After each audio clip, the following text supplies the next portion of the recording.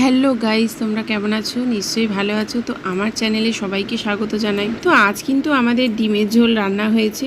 তো আমাদের ডিমের ঝোলের ডিম কিন্তু খুব একটা ভাজা হয় না, হালকা করে রান্না হয়। আর তার সাথে চিচিঙ্গে ভাজা হয়েছে। সংসারের কাজ করতে করতে আর মেয়েকে সামলাতে সামলাতে কি করে যে সময় কেটে যায় সারা দিনটা বুঝতেই পারি না। আর মেয়েদের জীবনটাই তো একটা যুদ্ধ। বিয়ের আগে কিন্তু মা বাবার কাছে থাকতে হয়, পড়াশুনো করতে হয় চাকরি বাকরি করার জন্য। আর বিয়ের পর মানেই সংসার, আর ছেলে মেয়ে হয়ে গেলে তো নিজেদের কথা ভাবার সময়ই হয় না। রোজই সকাল থেকে উঠে দৌড়াদৌড়ি করে কাজকর্ম সেরে নিই, রোজই তাড়াতাড়ি রান্না হয়ে যায়, ভাবি আজকে তাড়াতাড়ি হয়ে যাবে, একটু রেস্ট পাবো। কিন্তু প্রতিদিন যেন দুপুর বেজে যায়, 2টো 2:30 বেজে যায়। আর এদিকে যদি কাজ করতে করতে মেয়ে বিরক্ত করে বা কান্নাকাটি করে, তখন তো আমার আরও দেরি হয়ে যায়। মেয়ে যা দুষ্টুমি করছে, কোনো কাজই করতে দেয় না। এখন ঠাকুর ঘরে ঢুকেছে, ঢুকে ঠাকুর ঘর তছনছ করে দিচ্ছে।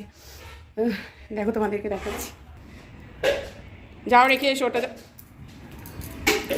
মেয়ের কাণ্ড দেখেছো? ঠাকুর ঘর থেকে শঙ্খ নিয়ে এসে শঙ্খ বাজাতে শুরু করে দিয়েছে। আবার শিব ঠাকুরের ত্রিশূলও নিয়ে আসে মাঝে মাঝে। ওর দুষ্টুমি, ঠাকুর ঘরে যত জিনিস আছে সব এনে এদিকে খেলা করবে। যেহেতু শঙ্খ বাজাতে দেখেছে সবাইকে, ওই জন্য ও চেষ্টা করছে কিভাবে শঙ্খ বাজায়। আর জানো তো, ওর একটা বাজে অভ্যেস আছে, যে কোনো জিনিস মুখে দেয়। কতবার বলেছি নোংরা জিনিস মুখে দেয় না, আর ও যা পারে তাই মুখের মধ্যে দেয়। এরম করলে তো শরীর খারাপ করবে বলো তো। তো আজকে ভাবছি মেয়েকে সাবুর খিচুড়ি করে দেবো, দেখি ও খেতে কেমন লাগে। ওর ভালো লাগে না, কোনো কিছুই তো ভালো লাগে না, একমাত্র ফলটা একটু খায়। তো ডাল দিয়ে, সাবু দিয়ে, আর কটা সবজি নিয়েছি। এই তো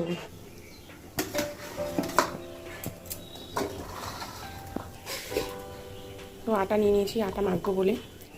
এই যে সাবু আর ডাল নিয়ে নিয়েছি। প্রতিদিন ভাত খাওয়াই, তো বাবা বলে একটু নতুনত্ব কিছু করে দিতে, মুখে স্বাদ পায় না। তো ওই জন্য ভাবলাম যে আজকে সাবুর খিচুড়ি করে দেবো।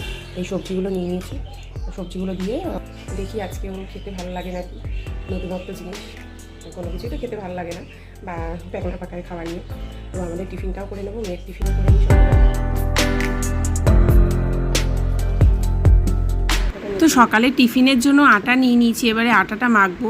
আর জানো তো, আমি কোনোদিনও রুটি করিনি, যেহেতু বিয়ের আগে আমার রুটিটা কিন্তু গোল করে কোনো সময় বেলা হতো না, আর আটাটাও আমি মাখতে পারতাম না। এখন এমন হয়েছে, রুটি করতে করতে রুটিটা অটোমেটিক গোল হয়েই যায়। এখন সবই পারি, শুধুমাত্র মাছ কাটতে পারি না। কদিন আগেই তো কই মাছ এনেছিল আমাদের বাড়িতে। তো শাশুড়ি মা কই মাছ কাটতে গিয়ে আমার পায়ে কিন্তু কই মাছটা পড়ে গেছে। আমি লাফ দিয়ে উঠেছি, আমার খুবই ভয় লাগে মাছ দেখলে। এই চিংড়িগুলো জানো তো পুকুরে পাওয়া যায়, আর জ্যান্ত আমাদের বাড়িতে যখনই আনে প্রায় সময় জ্যান্ত। আর আমার তো খুবই ভয় লাগে, এমনি আমি মাছ দেখলেই লাফ দিই। তার মধ্যে জ্যান্ত চিংড়ি মাছ হলে আমি ছাড়াই না ওই চিংড়ি মাছ। দেখেছো মেয়ের কাণ্ড? ঘরে আমার কাঁচা জামা কাপড়গুলো সবই ফেলে দিয়েছে, ও সবসময় এরকম করে। চলো বন্ধুরা, আজকে আমি তোমাদের সাথে ছোট্ট একটা ব্লগ শেয়ার করলাম, তোমরা দেখো কিন্তু অবশ্যই। আর আমার ভিডিওটা ভালো লাগলে লাইক, কমেন্ট, শেয়ারও করে দিও প্লিজ। টাটা।